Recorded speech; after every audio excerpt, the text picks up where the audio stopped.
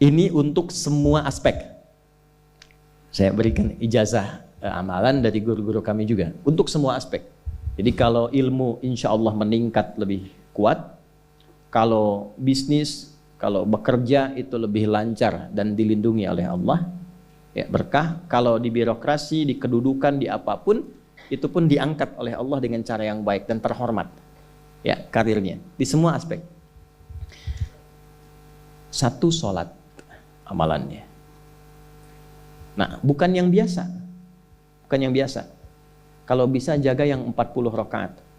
Yang sering saya sampaikan. 17 rakaat sholat fardu. Sudah? 12 rakaat rawatib. 11 rakaat yang tahajud. Jumlahnya 40. Ya. 17 rakaat sholat fardu. Kalau ini wajib. Kalau wajib standar. Ya. Mau kaya, mau tidak, ya sholat 17 rakaat juga.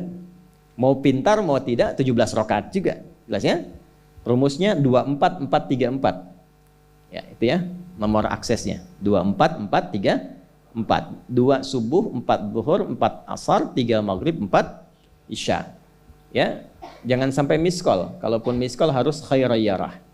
Ya kan? Bukan syarrayyarah. Baik. Pasti yang miskol muadzin. Allahu akbar, khairayyarah. Ya. Baru adzan belum qomat syarrayyarah. Terus ya? Oke. Teruskan, yang 12 itu hadisnya sahih. Perhatikan baik-baik. Man shalla itsnatai asyrata rak'atan fi yaumin wa lailatin. Siapa yang menunaikan salat sunnah 12 rakaat yang mengiringi salat fardunya siang dan malam. Sudah arba'an qabla dhuhri, 4 rakaat sebelum zuhur.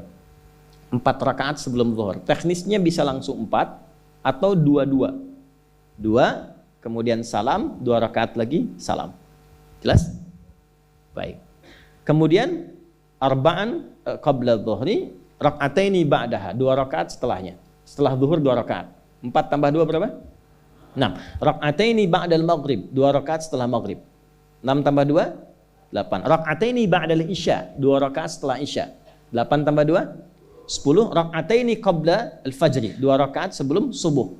12 ya. Nah, jaga yang 12 ini. Jaga yang 12. Kalau sebelum zuhur tidak memungkinkan 4, misal sebelum zuhur, karena kasusnya bisa berbeda. Ada Ibnu Umar, Abdullah bin Umar radhiyallahu taala anhuma, menemukan kasus berbeda, seperti Anda di kantoran waktu singkat saat Ramadan, kan? Dapatnya cuma mungkin 2. Maka ada hadis dari Nabi sallallahu alaihi wasallam, riwayatnya Ibnu Umar. Qala au kama qala hafidtu an Rasulillah sallallahu alaihi wasallam 10 rakaat. Saya hafal dari Nabi 10 rakaat. Kalau tidak sempat sebelum zuhur 4, boleh 2. Nah, dari Ibnu Umar ini sebelum zuhurnya 2 rakaat. Sebelum zuhurnya berapa? 2 rakaat. Jadi kalau bisa 4, kalau tidak memungkinkan berapa? 2. Orang yang terbiasa 4, lalu karena kondisi tertentu dia mengerjakan 2, tetap dicatatkan oleh malaikat 4 jumlahnya. Dari mana dalilnya? Hadis. Idza maridal abdu aw safar kutiba lahu misla ma kana alaihi muqiman sahiha. Kalau seseorang sakit atau bepergian jauh atau dia sedang punya uzur syar'i seperti 2 hal tadi dan tak mampu melakukan amalan rutinnya seperti biasa, maka tetap dituliskan pahalanya sempurna seperti rutin dan mukimnya. Contoh, ibu mohon maaf ya bu ya, mohon maaf.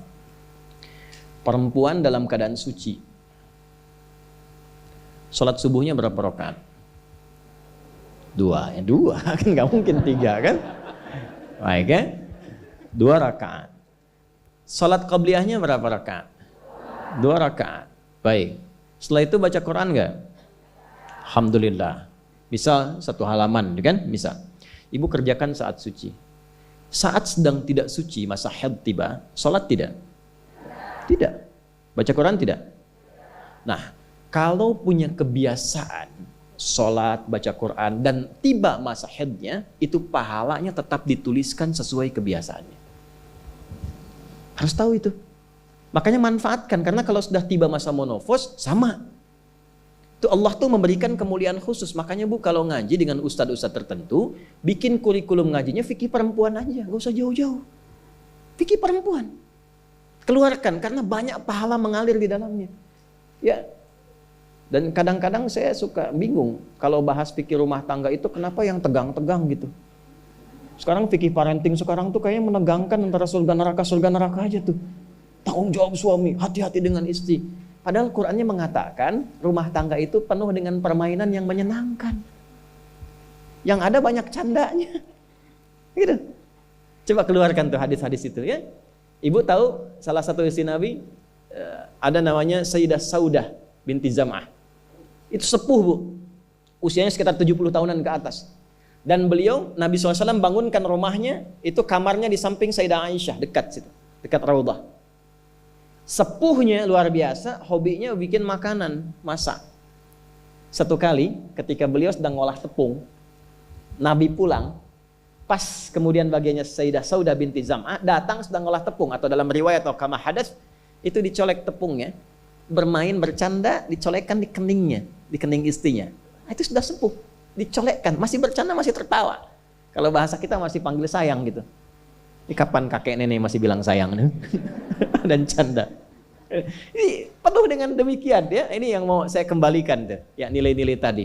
Jadi kembali ke sini, Bapak Ibu sekalian, kembali ke sini. Ya urutkan lagi, kita agak cepat masuk ke dalam pembagiannya. Detil pada pembahasan ini, satu sholat 40 rakaat. Sudah? Yang fardu sudah dalilnya, yang rawatib sudah, terakhir yang 11 rakaat yang sholat malam.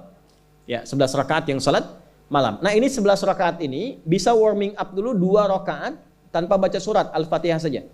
Di Allahu Akbar langsung Al-Fatihah. Tidak pakai iftitah, tidak pakai surat selain Al-Fatihah. Allahu Akbar, ya, a'udzubillahi minasyaitonirrajim. Bismillahirrahmanirrahim. Alhamdulillahirabbil alamin sampai waladhdallin, selesai amin langsung rukuk. 2 rakaat. Seperti itu. Itu namanya khafifatain. 2 salat ringan, warming up untuk persiapan supaya hatinya itu bisa khusyuk, badannya bisa agak anget sebelum memulai tahajud. Barulah kemudian tunaikan 2 rakaat setelah itu, 2 rakaat setelah itu, 2 rakaat setelah itu, ujungnya tutup dengan 1.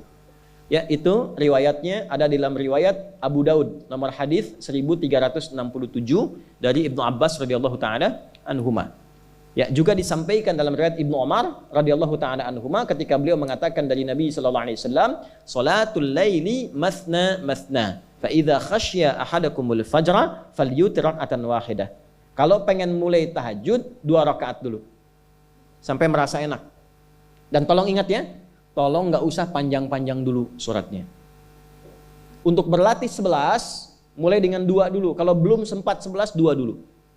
2 rakaat aja. Tolong mohon jangan paksa tambah 2 rakaat. Itu pun bangunnya jangan terlalu malam. Jangan terlalu awal malam. Subuh jam berapa sekarang? Terjadi perbedaan pendapat. Oke, 4.25 lah ya. Misal 4.21, 4.20 lah. Pas ya. Misal kita ambil tengah-tengah 4.20. Sudah, bangun 4 kurang seperempat. Jam 4 kurang seperempat. Karena hadisnya mengatakan ada persiapan sebelum wudu. Ya. Karena Nabi sallallahu alaihi wasallam adalah kebiasaan Nabi sallallahu alaihi wasallam idza staiqadha min naumihi, kalau bangun dari tidurnya fajalasa, duduk dulu. Duduk. Wa masaha biyadihi min athari naumi, kemudian menghapus bekas ngantuknya. Ya, menghapus jejak ngantuk dengan bagian tangan yang bersih. Itu kan butuh waktu. Ya. 4.15 bangun. Duduk dulu, atur alarm. Ya, alarm mungkin ya 3.15, 3.30, ya, kemudian jam 4 terakhir. Alarm pertama untuk mematikan alarm kedua. Alarm kedua siap-siap, alarm ketiga sadar. Ya, kan begitu kan? Ya. Ya begitu, itu rumusnya. Nanti kalau sudah ayat tahajud, masuk Al-Isra, nanti saya jelaskan. Itu ada isyaratnya di Quran. Bukan isyarat alarm ya, tapi isyarat perjuangan kita untuk bangun. Jadi 4 kurang 15 itu adalah persiapan supaya jam 4 bisa wudu. Ya begitu jam 4, thumma dhahaba ila shinin mu'allaqah, pergi ke tempat kemudian berwudu, tempat tertutup, wudu, selesai, balik lagi, kan 4.20 adzan kan? Misalnya 4.10 mulai sholat. Kalau 2 rakaat kan nggak lama-lama. 5 menit, witirnya 1 menit, 3 menitnya istighfar, nunggu subuh. Ya, bacanya jangan tinggi-tinggi. Al-Falaq, An-Nas, witirnya Al-Ikhlas. Besoknya Anda sudah bosan 4 rakaat. Ad-Duha, Al-Insyirah, Al-Falaq, An-Nas, Al-Ikhlas. Besoknya terus sampai bosan tambah 6 rakaat sampai konsisten 11. Jelas? Mulai dengan seperti itu, 11 tambah 12, kan berapa? 23 tambah 17, 40. Tolong jaga ini, selama hidup tunaikan aja. Kalau tidak percaya, silahkan coba, nanti lihat apa perubahan yang terjadi dalam kehidupan. Demi Allah saya katakan silahkan coba. Yang kedua Al-Quran. Yang kedua apa? Al-Quran. Kan ada 3 tadi ya? 1, salat. Kedua, Al-Quran. Jangan lewatkan 1 hari tanpa baca Al-Quran. Walaupun hanya 1 ayat. Walaupun hanya 1 ayat. Walaupun keterlaluan sih 1 ayat itu. Ya. Alif Lam Mim. Dah. Pesan Ustaz kan 1 ayat. Nun. Dah. Oke. 1 halaman. Nah, biasanya begini, semakin banyak dibaca, semakin terjadi perubahan yang berbeda. Kalau ingin nguji begini, hari ini baca 1 halaman, besok baca 2 halaman. Nanti lihat perubahan yang terjadi antara hari ini dengan besok. Pasti ada pengaruh. Paling minimal, Allah akan jaga keadaan diri kita dari berbagai bentuk kegelisahan. Semua tenang aja. Ada masalah apapun, kasih ketenangan, kasih ketenangan. Dan ketenangan itu paling mudah melahirkan solusi. Jelas? Oke, 2, Al-Quran. 3 kira-kira apa? 3 apa kira-kira? 3, jaga wudhu. Gak pakai jaga wudhu. 1, sholat. 2, Al-Quran. 3 apa? Jaga wudhu. Apa dampak psikologisnya jaga wudhu? Tidak ingin batal wudhunya. Kalau orang tidak ingin batal, maaf kalau kebanyakan bohong batal tidak? Maksiat? Itu batal maknawi. Makanya orang punya wudhu itu pasti kalau dia selalu jaga wudhunya akan terjaga dalam kebaikan. Karena fungsi wudhu salah satunya mencegah maksiat. Itulah sebabnya setelah wudhu kita doa taubat. Coba selesai wudhu kok taubat? Asyhadu an la ilaha illallah wa asyhadu anna Muhammadan Rasulullah. Kemudian Allahumma ja'alni minat tawwabin. Ya Allah, jadikan aku orang yang selalu tobat, bebas dari maksiat. Itulah rahasia wudhu. Salah satunya menjaga seseorang dari perbuatan maksiat. Ya, tidak bermaksiat, jaga wudhu. Saya itu banyak bercanda dengan keluarga, termasuk anak-anak. Bercanda terus, tapi serius dalam 3 hal. Salat, Quran, dan jangan pernah bermaksiat. Itu kalau anak saya itu pegang, Bu, Pak, ini cerita aja ya. Pegang mushaf nggak benar aja itu bisa saya lempar dari jauh. Minimal saya teriaki. Pegang mushaf nggak benar, bukan nggak baca. Pegang mushaf, misal mushaf harusnya begini, misalnya dia pegang begini atau taruh di atas paha kaki misalnya apa, itu bisa saya lempar dari jauh. Perbaiki. 3 itu serius. Ya, karena itu adalah sesuatu yang bisa merubah kehidupan kita dan itu yang paling memuliakan kita dan dimuliakan kita dengan itu. Itu poinnya. Tapi yang lain kita bisa bercanda. Salat jangan main-main. Karena itu inti kebahagiaan hidup kita. Dan maksiat itu yang paling fatal mengantarkan pada kehidupan akhirat yang buruk. Neraka itu kan karena maksiat. Nah, 3 itu ya, tolong jaga, nanti lihat perbedaannya. Silahkan bedakan rasanya, rasakan bedanya dan pasti akan terasa bedanya.